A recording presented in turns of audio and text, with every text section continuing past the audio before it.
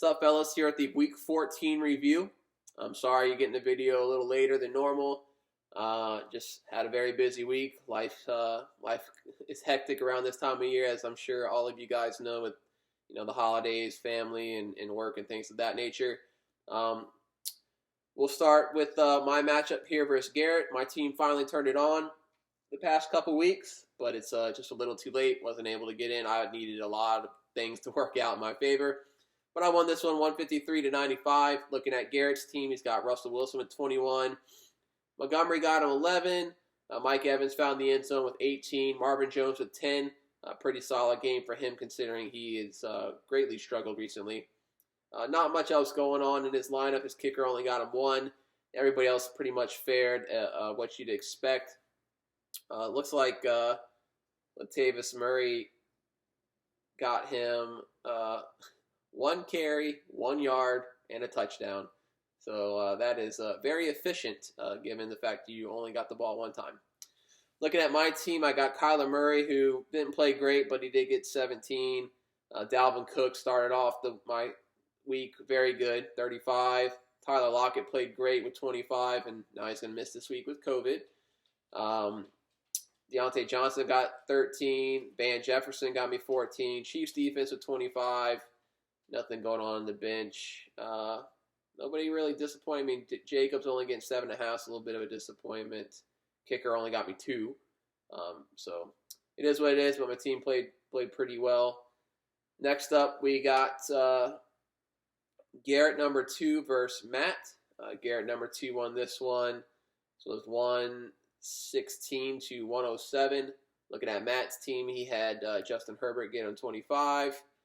He did have Aaron Rodgers on the bench, who had 30, so he could have got some more points there. Just obviously, that's why I don't understand drafting 2 great quarterbacks, because it's going to be difficult to figure out which one to play every week. CEH got him 2 touchdowns, 18 points. Damon Williams got in the end zone as well, got him 11. Cole Beasley played okay with 11. Dawson Knox found the end zone 15. Deontay Foreman got him 13. Nothing else really going on there. Nothing on the bench. 0 out of Terry McLaurin, who played the whole game. Had Adam Thielen in his lineup, who got him 0, and was obviously ruled out way in advance. So keeping him in the lineup, I don't understand. I think everybody had a slight chance at making the playoffs. A lot of us did. I don't know what everybody's situation would have been and what they would have needed to happen to get in. But, you gotta set your lineup. I mean, he's got fucking 2 defenses on the bench. I mean, you could cut one, get a replacement for Adam Thielen. Like, I don't know. Looking over here at Garrett number 2's team, Stafford got him 23. Saquon found the end zone with 17. Claypool had 14. St. Brown had him 11. George Kittle had a second massive week. 28 points here, 13 for 151 and a touchdown is huge. Debo found the end zone with 12 points. Got -4 out of his defense. Kicker got him 11 though, so that was nice. Nothing else going on here. Played a running back on bye week. Don't understand that. Also considering there are plenty of guys on your bench you could have cut, in my opinion. Brian Edwards only got 3.4. He just really hasn't done anything. It was kind of, I guess, expected that when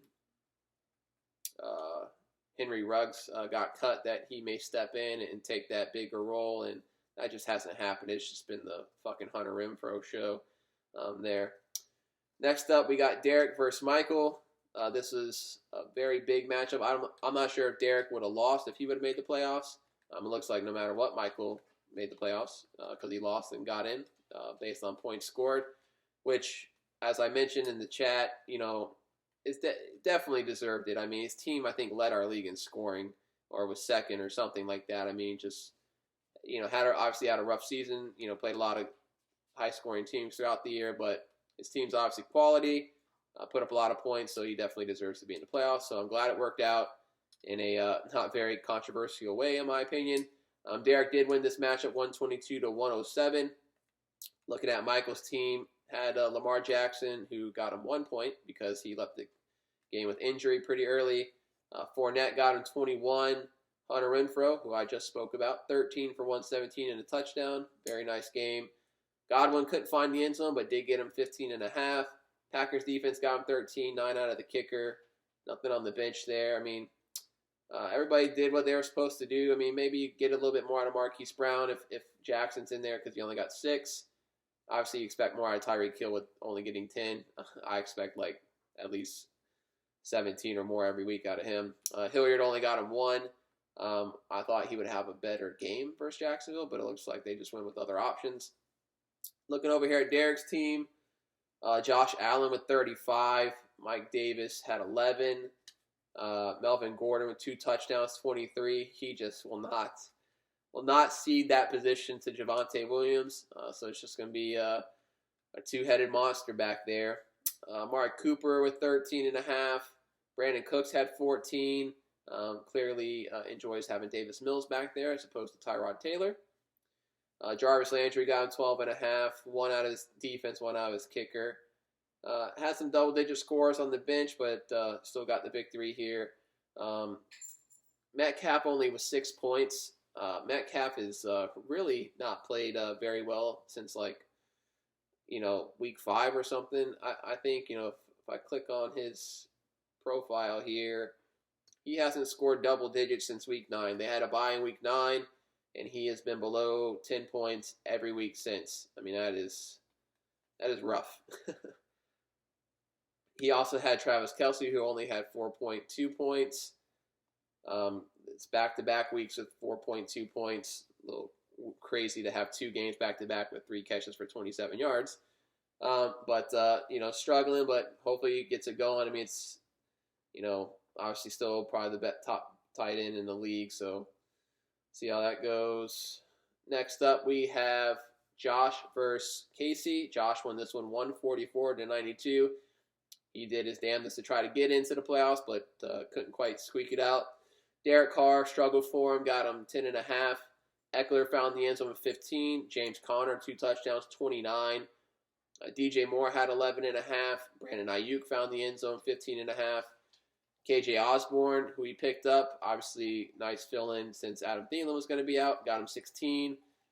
Devontae Freeman got him 10. He got 12 out of his kicker, 24 out of his defense. So all in all, good week there. The only disappointment in his lineup is Dalton Schultz with 1 point. Looking over here at Casey's team. Let me look at something real quick. Jesus. So yeah, Mahomes, who had 2 touchdowns, 20 points. Odell Beckham had the touchdown with 17. CeeDee Lamb got him 11. And that is it. 8 out of the defense, 9 out of the kicker. Chuba Hubbard found the end zone, got him 9. Kareem Hunt left the game with injury, so he only got 3 points. Russell Gage with 8. Had Tyler Higbee in his lineup, who was on the COVID list, so he should have put somebody else in there for him. Not really sure why. Just, if people don't want to set their lineups properly or, participate all year long, there's a reason, to keep playing. You getting seeding in the consolation bracket. Now, people may not really care where they draft. Obviously, some people really want to be the number 1 pick or, top 2, top 3.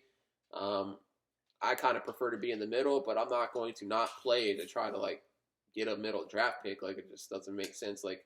We need everybody to play because it matters for playoff seeding for teams that get into the playoffs. And it matters because it's just the integrity of the league.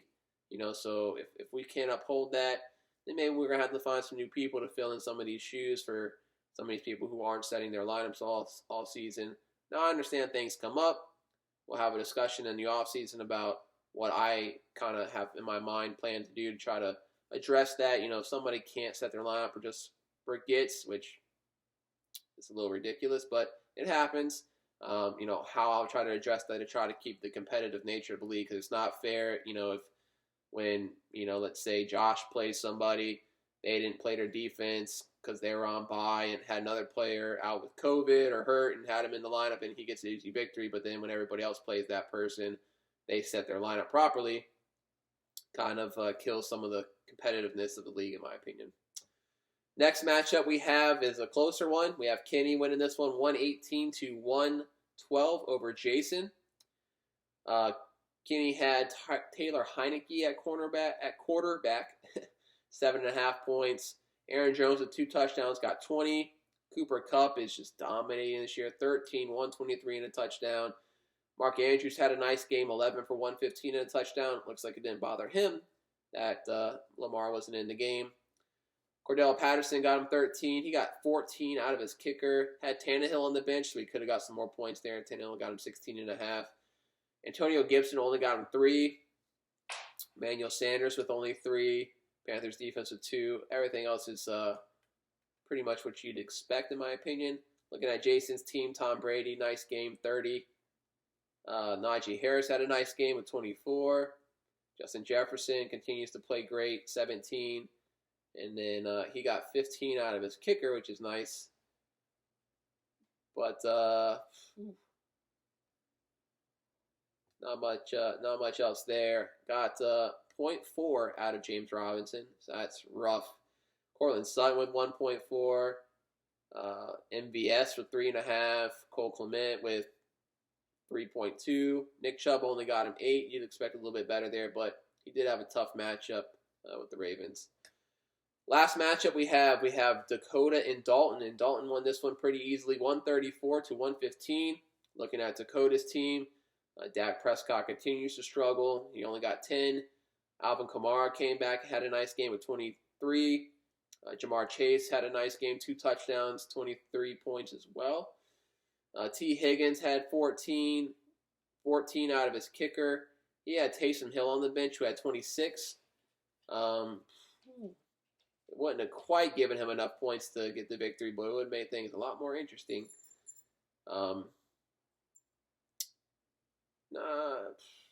Not much else to talk about in his lineup. I mean, Joe Mixon struggled a little bit, only 8 points. Sterling Shepard with 4. Jeff Wilson only had 6. It seems like whenever Jeff Wilson gets a starting job, like he doesn't perform well. Like if he's not the starter, he can play very well. If he's the starter, he doesn't perform well. That's just kind of what I've seen.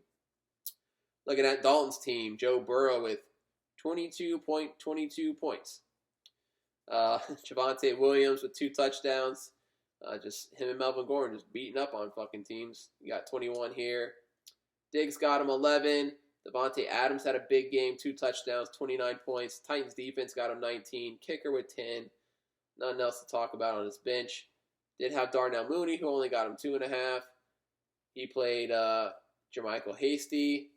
Only got him 2.5. Pitts played okay. Elliott, 8.5. He's just something's wrong with him. He's not healthy. He lost his step. I don't know. Of course, I'm a Cowboys fan. I watched quite a bit. Even without Tony Pollard, he was outperformed by Corey Clement. I'm not really sure what's going on there, but I certainly hope he gets it together because Cowboys are likely going to be in the playoffs, and we are definitely going to need him to perform well if we're going to advance. That is it for the review. Obviously, waivers have already processed. People already put in their claims. We do have 2 Saturday games this week.